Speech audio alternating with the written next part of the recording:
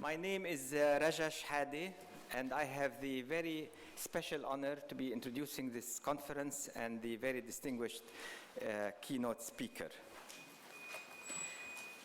The Palestinian Nakba began in 1948 and continues to this day as the Israeli state persists in the efforts to secure what remains of Palestine, the territories occupied in 1967.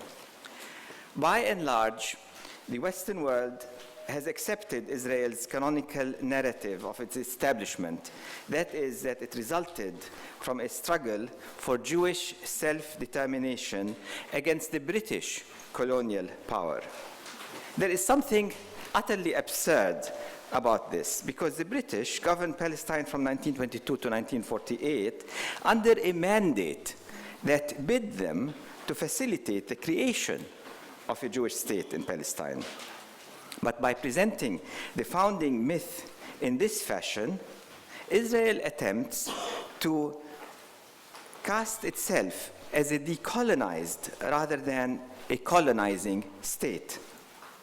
Then there was the country's success in casting the 750,000 Palestinian refugees it succeeded in forcing out of their homes as a humane problem for which no one could be held accountable or responsible. It is no wonder, then, that those with a Zionist memory, which includes most Israelis, see Israel and the Jews as victims in the conflict and do not tend to support agreements or compromises with the enemy in order to achieve peace. Over the past 60 years, Israeli propagandists have succeeded in bringing the world to accept this official Zionist version of history. The poorly equipped Palestinians have had the enormous task of bringing out the truth.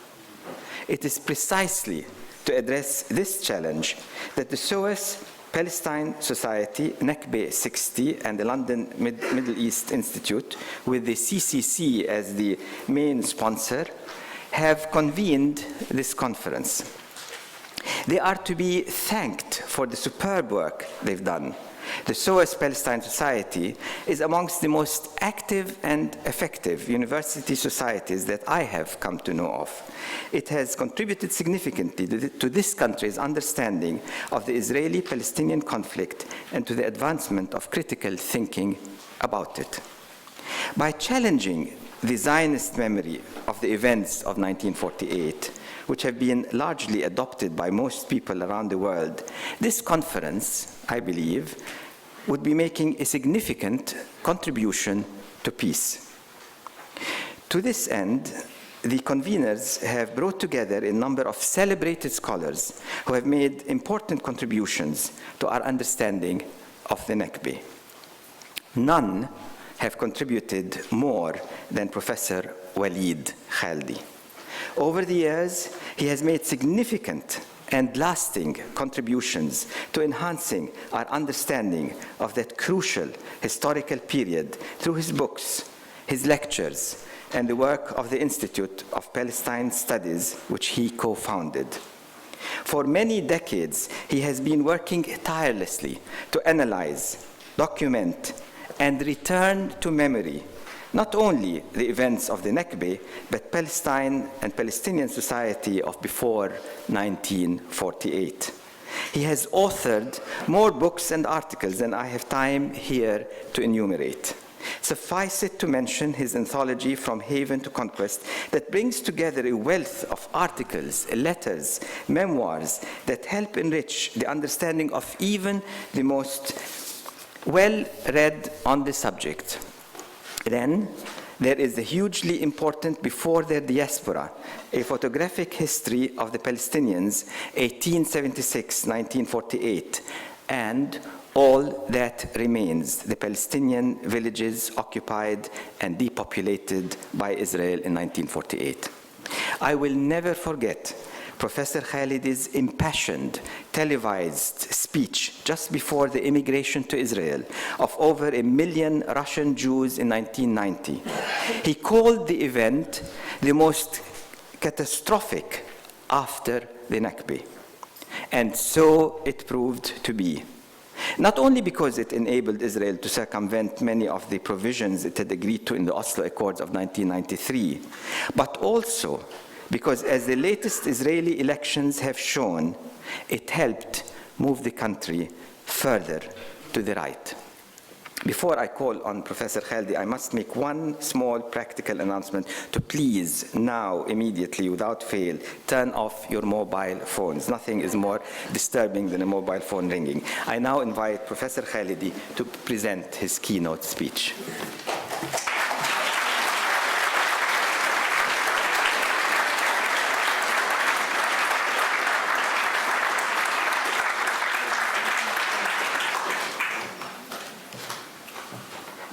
You've forgotten your glasses.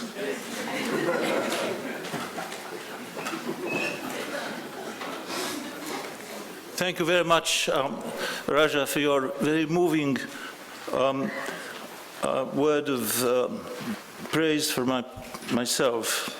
Ladies and gentlemen, I am privileged to be asked to open this conference on this momentous topic, and I salute the zeal and dedication of this wonderfully motivated band of sisters and brothers who made it possible. Yes, it was and is the Nakba. Yes, it has been and continues to be 60 years of dispossession and resistance, and Palestinian and Lebanese self-defense. But being the dinosaur that I am, please allow me to remind you that 1947, 1948 was only the date of the birth of the Nakba, and that the date of its conception goes back to the first Zionist Congress held in 1897 in Basel, Switzerland, to establish the World Zionist Organization, the biological parent of the Nakba. Yes, it is the Nakba to the millions of Palestinians and tens of millions of anonymous Lebanese and Syrian and Egyptian and Jordanian farmers and townsmen who have directly and repeatedly experienced the widening circles of its devastating repercussions since 1947, 1948. Yes, it is the Nakba farther afield to hundreds of millions of Arabs and Muslims, Shiite and Sunni, and to uncounted numbers of other races and colors, including the tens of thousands of Britons outraged by the recent carnage and pogroms of the Israeli juggernaut in the Gaza ghetto. But we should also remember to whom it is not the Nakba, other than Sky Television and the BBC. On the 15th of May last year, addressing the Knesset in Jerusalem, George W. Bush described this landmark anniversary as the redemption of an ancient promise given to Abraham and Moses and David, a homeland of the chosen people of God, unquote. On the 21st of July last year, Gordon Brown told the Knesset, "I am specially pleased as British Prime Minister to congratulate you at this 60th anniversary on the achievement of 1948, the age-long dream realized, the ancient promise redeemed." Both George and Gordon seem to have inside knowledge of the heavenly author of the Nakba. There were already suspicions that Tony was as privileged as George in this regard. But does Gordon also move in such high circles? What is particularly intriguing is that while Gordon's "the ancient promise redeemed" is somewhat enigmatic, George spells out who did the redeeming, presumably as befits the president of a country that tirelessly congratulates itself on separation between church and state. Is this, one wonders, why Washington, or for that matter London, hasn't a clue as to why they hate us? Ladies and gentlemen, the United Nations General Assembly Partition Resolution of the 27th of November 1947 was the proximate portal of the Nakba.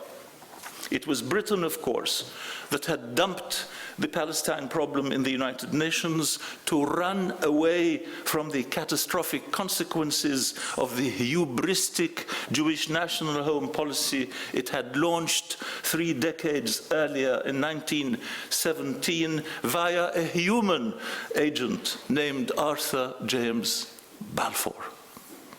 The 1947 partition resolution got Britain out of its self-inflicted black hole because this resolution ostensibly created 2 states, a Jewish and an Arab state, to succeed the mandate in Palestine, thus liquidating Britain's role there and hopefully its moral responsibility to the policy's principal victim, the Arab population of the country.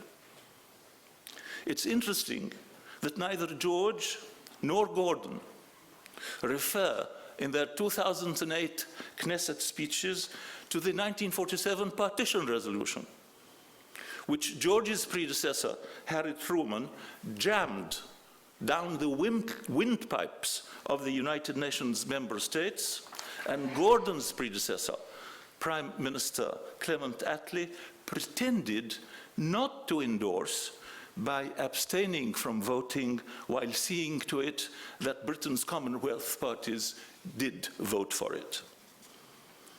The partition resolution is one of the major foundational myths of Israel, on the grounds that it was equitable, practicable, and morally and legally viable, and that the Jews had accepted it while the Palestinians and Arabs had rejected it. But the Palestinian Arabs had rejected it precisely because it was not equitable or practicable or morally or legally viable. Aggression and offensive action were built into the very concept of the UN partition and the mechanics of its resolution. Mandatory Palestine was divided into 16 districts. 9 of these districts were allotted to the UN Jewish state. Only 1 of the 9 had a Jewish majority, with the Jewish population percentage in the other 8 ranging from 47% to 1%. In none of these did the Jews own a majority of the land, with the percentage ownership in the range from 39% to 1%. The vast majority of the Jewish community in Palestine was concentrated in the 3 cities, Haifa, Tel Aviv, and Jerusalem. The Jewish population outside these 3 cities was very thin on the ground. After 70 years of colonization, Jewish land ownership in Palestine did not exceed 7% of the country. The area designated for the Jewish state by the United Nations was over 50% of the country. So what the United Nations effectively said to the Yishuv, the Jewish community in Palestine, it said, go take possession of the 40+% of Palestine that you don't own from the people who do, from the people who live in those areas and derive their livelihood from them. Yet, Palestinian resistance to this invasion, to this forcible incorporation of their land in the Jewish state, was and is portrayed as aggression, while the Yishuv's offensive to expand its territory tenfold against the wishes of the native inhabitants is portrayed as, guess what? Self-defense. To this day, it is still and invariably self-defense when the military machine of the Yishuv's successor, Israel, is on the move. Israel derives its legitimacy, in part, from the Zionist leadership's acceptance of the partition plan. The acceptance is hardly surprising, since partition was the official Zionist solution of the Palestine problem. At the same time, the leadership of the Yishuv had no intention of sticking to the partition borders, as is plain from the operational orders of Haganah's Plan Dalit, the master plan for the military conquest of Palestine, launched 6 weeks before the end of the mandate. Furthermore, while the Zionist leadership verbally accepted partition, the second and third largest political parties in the Yishuv were all vociferously and adamantly against it, demanding a Jewish state in the whole of Eretz Israel. The passage of the UN partition plan launched what has been called the civil war phase of the First Palestine War, which lasted until the declaration of the Israeli state on 15th May 1948. During that period, the combined operations of Haganah and the so-called dissident groups, the Irgun and Stern, had already destroyed the fabric of mandatory Palestinian society, launched the Palestinian exodus, conquered major Arab towns and scores of Arab villages, and established Jewish control over the bulk of the territory allocated to the Jewish state and vast territories well beyond. The regular war with the Arab countries, starting 15th of May 1948, would not have occurred had these events not preceded. The outcome of the war was already sealed in favor of Israel by the time it started. The existential threat to the nascent Jewish state, supposedly posed by the Arab armies in 1948, occupies pride of place in Israeli and Zionist mythology. But like the ostensibly equitable and morally viable partition resolution, this threat is just that, a myth. At the 1897 Basel Congress, which established the World Zionist Organization, only 2 of the 199 delegates were Palestinian born. 50 years later, on 14th of May 1948, only 1 of the 37 signatories of Israel's Declaration of Independence was Palestinian born. In many ways, this encapsulates the nature of the Zionist movement. It was not a native phenomenon. It was not of Palestinian provenance. Zionism was undoubtedly a nationalist movement. But what kind of nationalist movement? It was not a movement of liberation or self-determination against a foreign imperial or colonial power, like most Afro-Asian movements. It was not a settler rebellion against a metropolitan parent, like the American Revolution. It was not an intifada against a brutal and asphyxiating military occupation. It was not a secession from a multinational state or empire, as the movements against the Austro-Hungarian and Ottoman empires.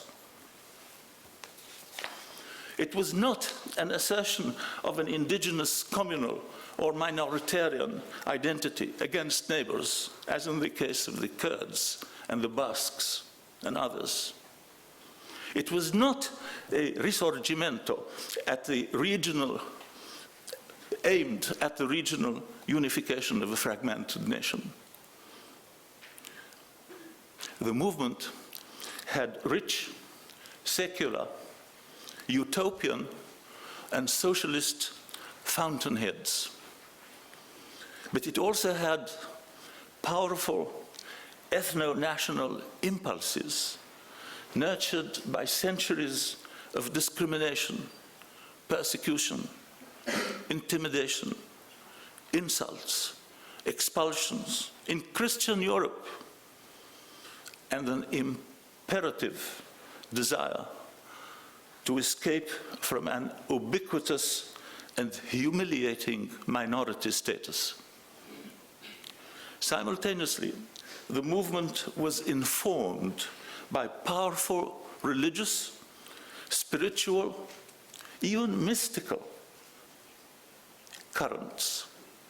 The result was an admixture of these with other secular and national ingredients that defies easy analysis. The slogan of the religious Zionist right, the Mizrahi Party, during the mandate was Eretz Israel, for the people of Israel, according to the Torah of Israel. But messianic subtexts were by no means the monopoly of the religious parties. The secular right under Menachem Begin called for the restoration of the whole land of Israel to the God-covenanted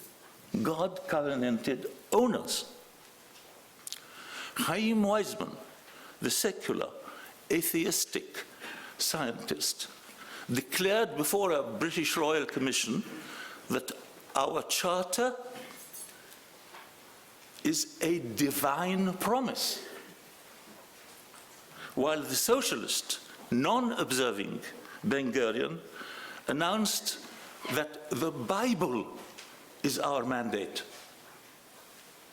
Ben-Gurion's Socialist Labour Party is traditionally seen as the founder of the state. Less well known is the fact that the ruling Zionist coalition from 1935 to the end of the mandate and well beyond was what is known in Israel as the historical coalition, whose principal partners were the Labour Mapai Party and the religious Mizrahi Party. Without the Mizrahi Party's active participation, it is doubtful that Israel would have been founded. What particularly distinguishes the Zionist movement across this secular religious spectrum are, first, the nostalgia for a specific country, Palestine, by Jews in their intercontinental diaspora. And second, the Zionists' dogged determination to return to it and to retie an ancient historical umbilical cord. even in the pre-Balfour and pre-World War I state of political and military powerlessness, Zionism exhibited a sense of exclusive entitlement and moral superiority, which did not reflect only current European attitudes to non-European peoples, but also seemed rooted in the conviction of a primordial and preemptive birthright, purblind to the indigenous Palestinians of the land. Analogies to the Zionist venture abound, particularly those of the early settlers in North America, Australia, and New Zealand. But while the parallels are clear, they seem to pertain more to the mechanics of dispossession and colonization than to the motivational impulses of these settlers, in which the atavistic, irredentist Zionist dimension is lacking. The English settlers did see America as the promised land, but they did not believe that they had originated from the prairies.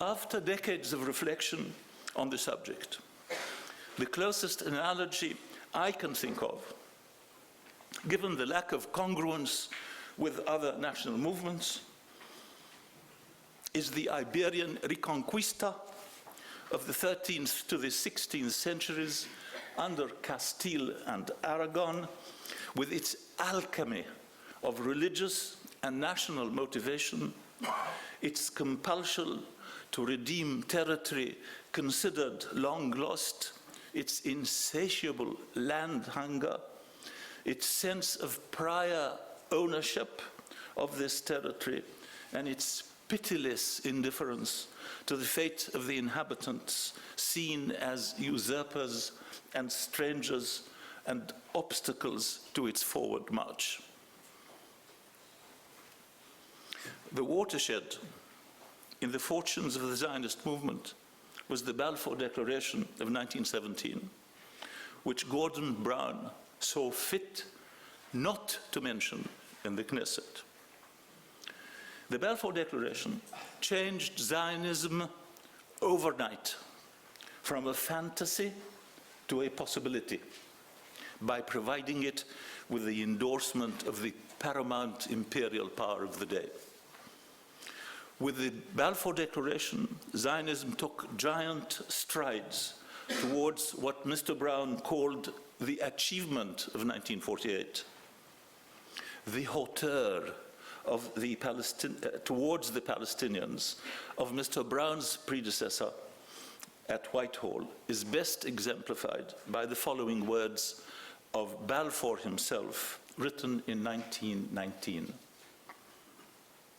Zionism, be it right or wrong, good or bad, is rooted in age-long traditions, in present needs, in future hopes of far profounder import than the desires and prejudices of the 700,000 Arabs who now inhabit that ancient land.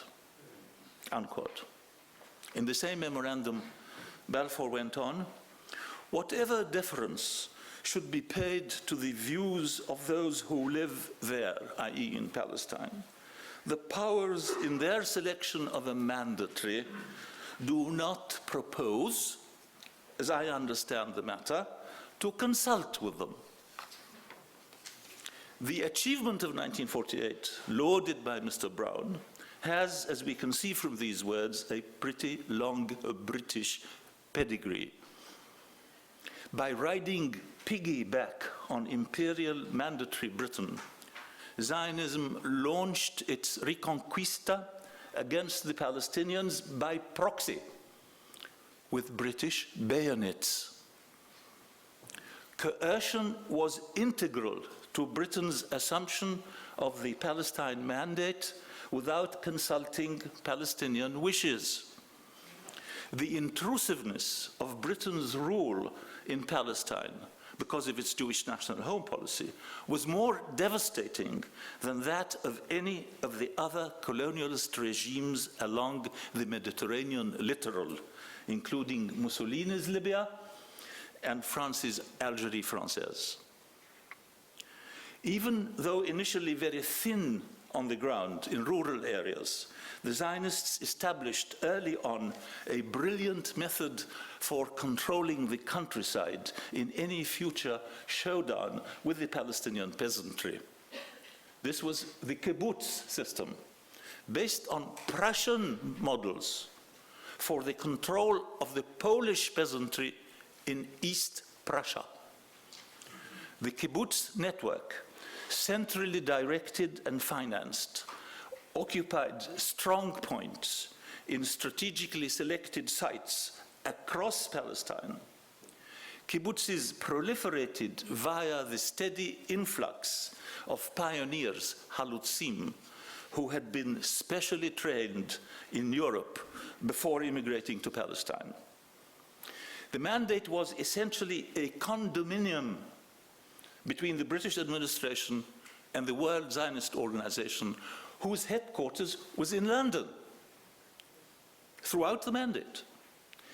Can you imagine a Nehru, a Kenyatta, a Saad Zaghloul operating against Britain from a headquarters in London?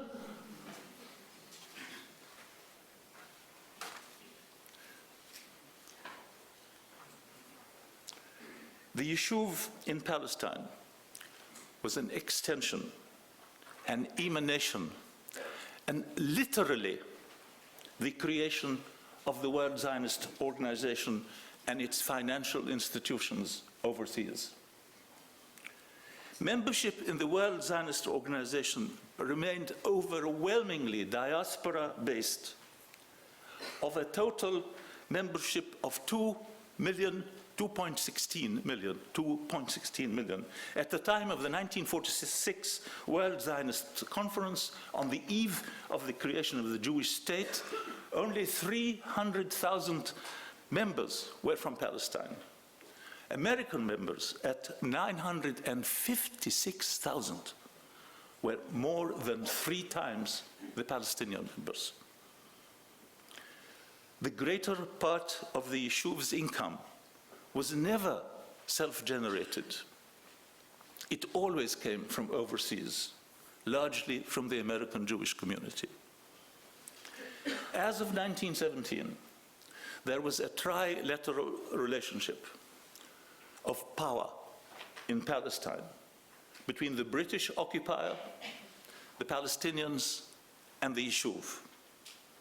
The fundamental story of the mandate in the years up to 1948 is the relentless growth of the Jewish national home under British aegis and the resultant cumulative shift in the balance of power between the Palestinians and the Yishuv in favor of the Yishuv.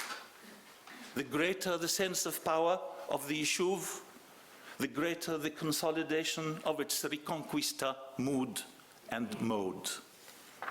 As early as 1920, Ben-Gurion and his Labour colleagues had decided on the need for a secret underground army, the Haganah, on the realistic assumption that to convert a country whose vast majority was Arab into a Jewish national home required direct military force that the British government might not always be willing to provide.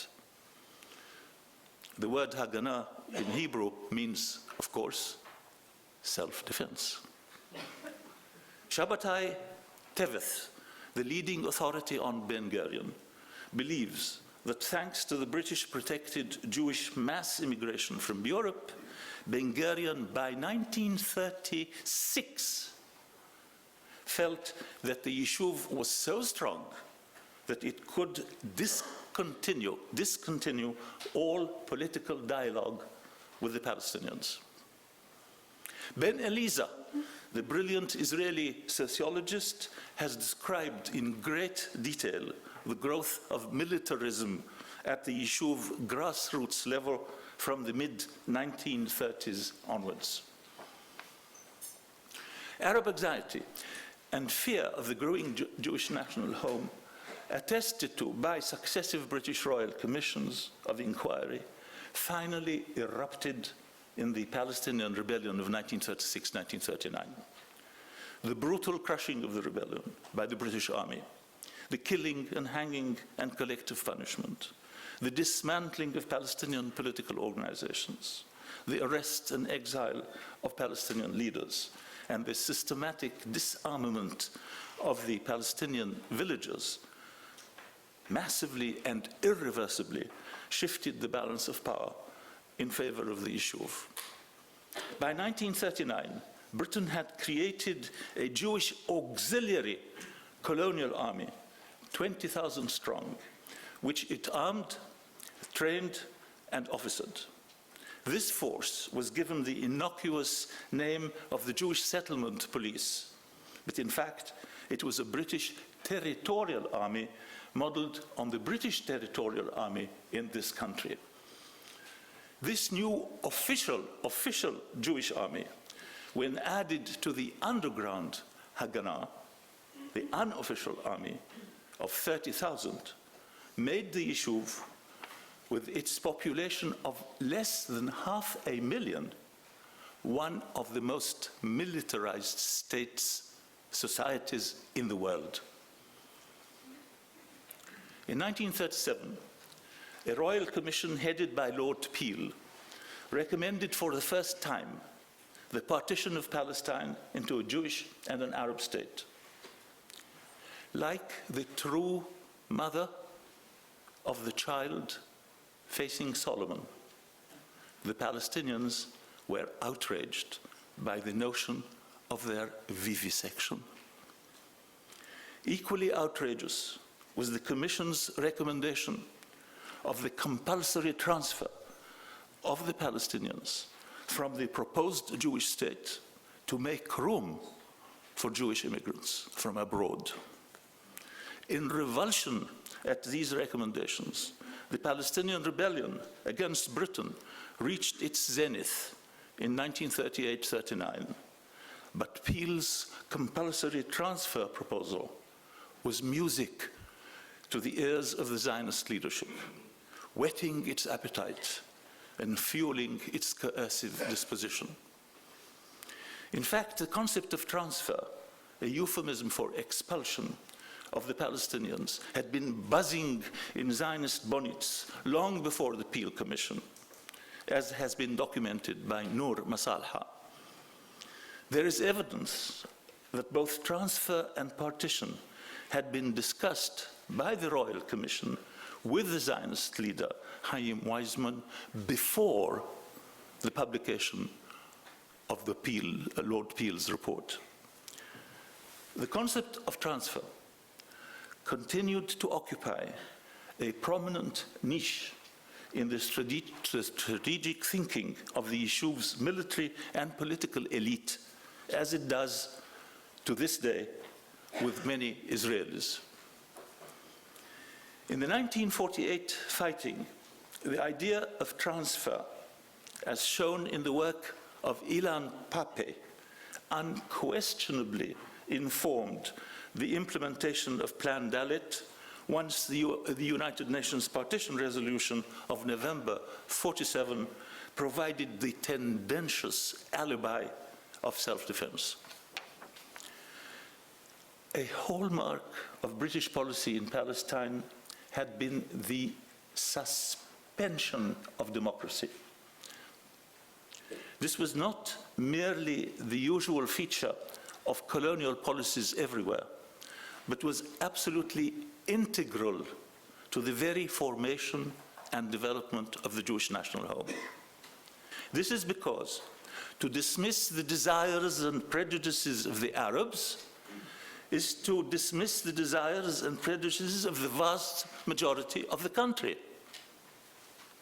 Thus, the country that is tirelessly hailed in Western capitals today as the sole democracy in the Middle East came into existence in Palestine only through the burial of democracy, pending the building up of an artificial majority through forcible mass Jewish immigration from overseas. In 1935, the mother of parliaments in London overwhelmingly voted against a legislative assembly in Palestine that provided the merest semblance of representative government, out of concern that it might prejudice the growth of the Jewish national home. Having brutally crushed the resurgent Palestinian rebellion against partition and compulsory transfer, Britain began a reassessment of its entire Palestine policy. With the war clouds of World War II gathering, the adverse effects of pro-Zionism on Britain's relations with the Arab and Muslim worlds were increasingly felt. Accordingly, in 1939, Britain called for a conference in London to be attended by representatives of the Arab countries as well as by Palestinian and Zionist leaders. A policy paper issued by the conference, the White Paper of 1939, put a cap on Jewish mass immigration and on the alienation of Palestinian land into Zionist hands. It also left the door open to a unitary, i.e. non-partitioned Palestine. This was Britain's belated attempt at even-handedness. But even-handedness, then, as now, is not Zionism's favorite brand of tea. The White Paper was the beginning of the parting of the ways between London and the Yishuv. A distinctive feature of Zionism as a national movement is its dependence on imperial sponsors and the facility with which it could shed one sponsor for another. Soon after the White Paper, Ben-Gurion met the British Colonial Secretary, Malcolm MacDonald. In the heated exchanges that ensued, MacDonald asked Ben-Gurion how long he thought Britain could afford to protect the Yishuv with British bayonets. Ben-Gurion answered that the Yishuv no longer needed British bayonets. When MacDonald suggested that an Iraqi army could invade from the east, Ben-Gurion replied, "The sea is easier to cross than the desert." What Ben-Gurion had in mind was, of course, the Jewish communities overseas, particularly in the United States. And sure enough, the Yishuv's shift to the United States as patron was presently formalized in the 1942 Biltmore Program. The Biltmore Program is so called because it was declared at the Biltmore Hotel in New York at a general meeting organized by Ben-Gurion at Ben-Gurion's request of all leading American Jewish leaders. The program demanded, in effect, unrestricted post-war Jewish mass immigration into Palestine under the sole control of the World Zionist Organization and the declaration of the whole of Palestine as a Jewish Commonwealth, a code word for state. This was open political war against Britain and all-out war against the Palestinians. The Biltmore Program was the strategic master stroke of a genius on Ben-Gurion's part. It committed the American Jewish establishment and its resources to a collision course with Britain and the Palestinians, while at the same time harnessing this establishment's aversion to post-war Jewish mass immigration to the United States itself, for fear of arousing the latent anti-Semitism of Gentile America. The Biltmore Conference took place in May 1942, before the horrific details of the Holocaust emerged in November of that year.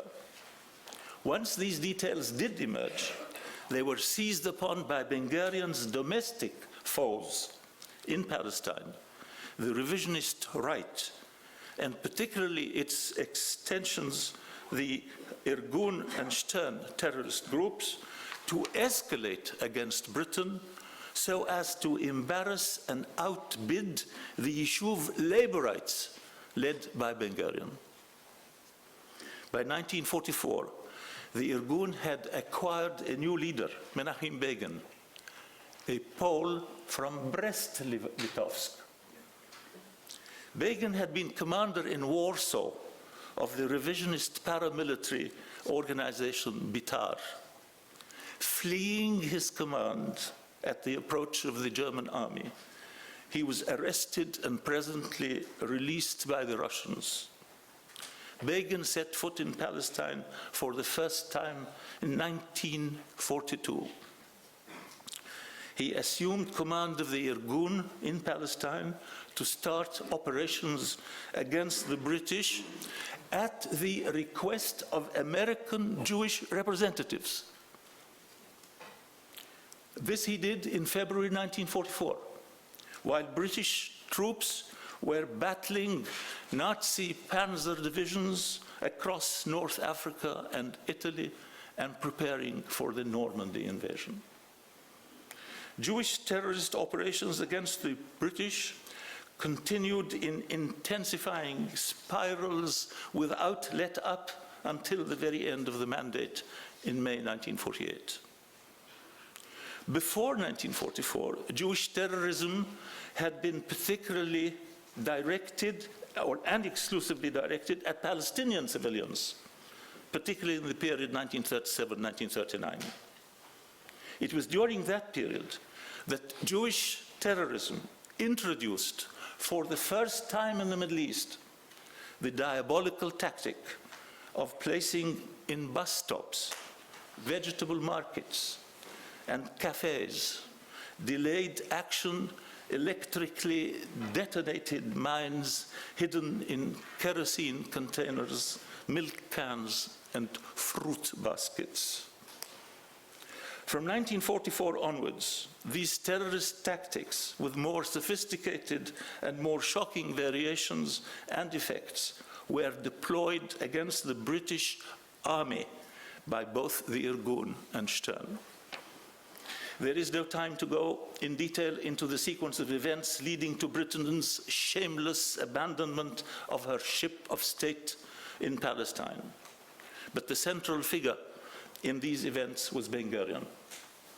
Ben Gurion was without doubt the most capable leader operating in the Middle East in the 1940s and 1950s. He had his priorities right.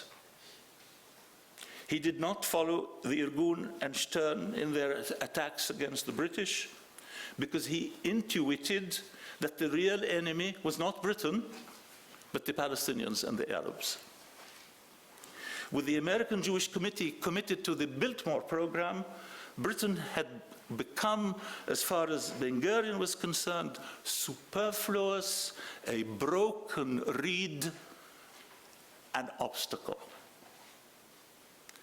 Meanwhile, the Yishuv had gained immensely in military strength. Since 1939, some 25,000 Jews from Palestine had acquired military training in the British Army in North Africa.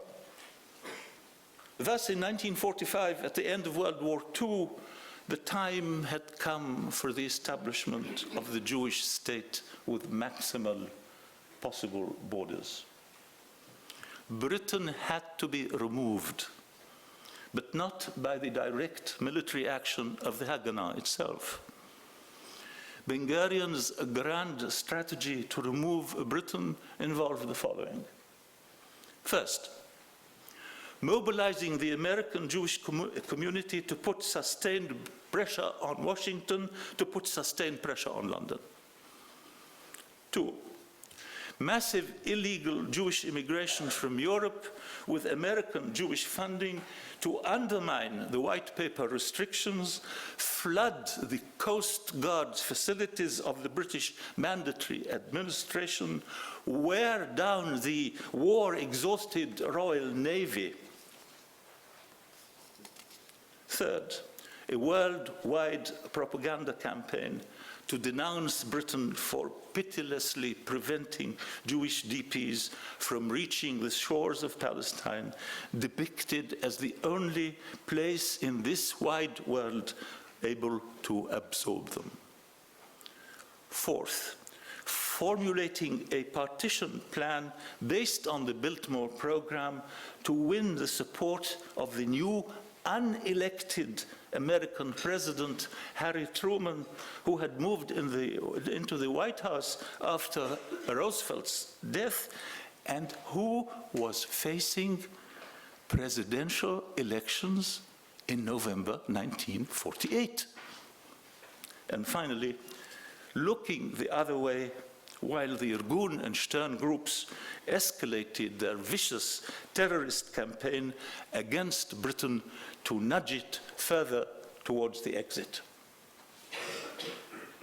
The strategy succeeded brilliantly. Britain was ignominiously driven out of Palestine by its own adopted child and protege.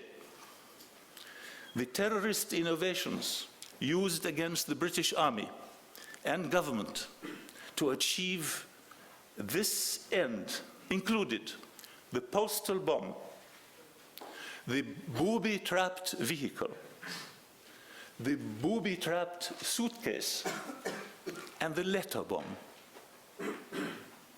According to the Times of London, letter bombs, all intercepted by Scotland Yard, were sent to London in 1947 to Sir Stafford Cripps, Minister of the Board of Trade, Mr. John Strachey, Minister of Food, Mr. Ernest Bevin, Foreign Secretary, Mr. Anthony Eden, former Foreign Secretary, and Mr. Arthur Greenwood, Minister without portfolio. Still, other Jewish terrorist innovations were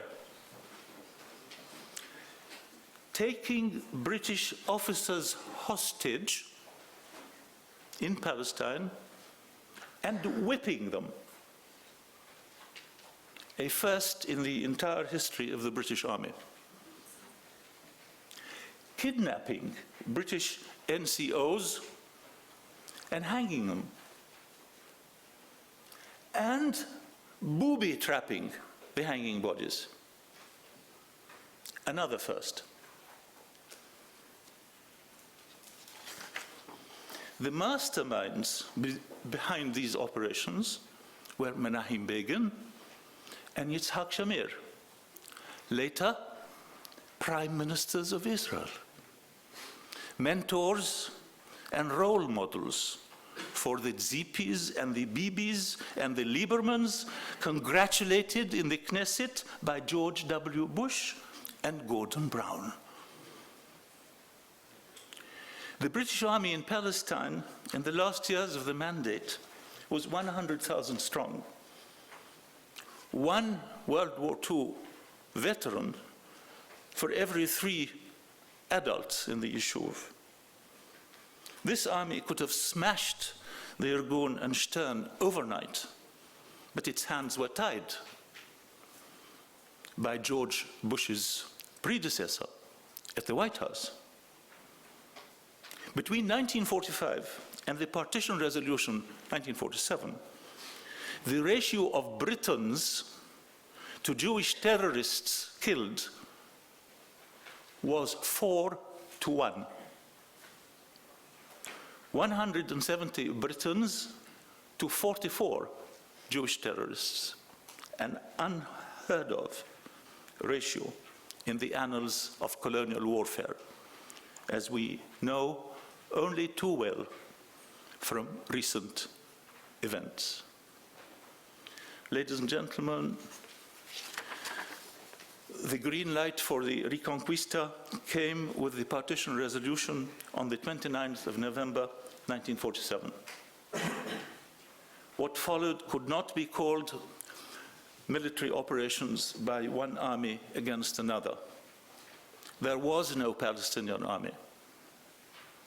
And on the Jewish side, there was not so much an army as a nation on the march, a la Aragon and Castile, bent on redeeming what it saw as its ancestral lands from Palestinian strangers and squatters, according to the operational orders of Haganah's Plan Dalit and Jehovah's design, according to Bush and Brown. Ladies and gentlemen, the irony, the grandmother of ironies, is that Ben-Gurion spent 1916 researching the history of Palestine in, of all places, the New York Public Library. One of the conclusions of his research was that the Palestinian peasantry were the true descendants of the ancient Hebrews. Thank you very much.